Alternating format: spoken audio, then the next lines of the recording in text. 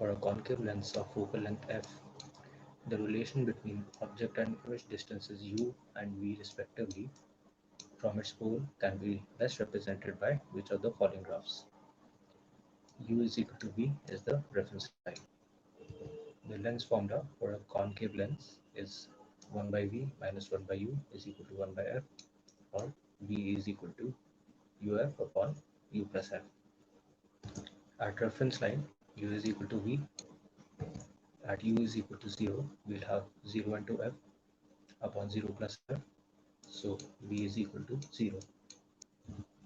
At u is equal to infinity, we'll have infinity f upon infinity plus f. So v will be equal to f.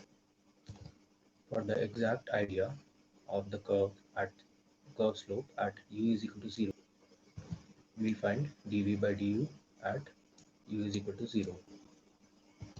We'll put in u is equal to 0, so we get dv by du upon at u is equal to 0 is equal to 1.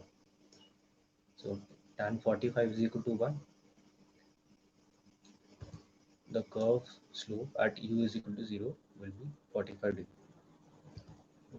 Therefore, option 2 is the correct answer.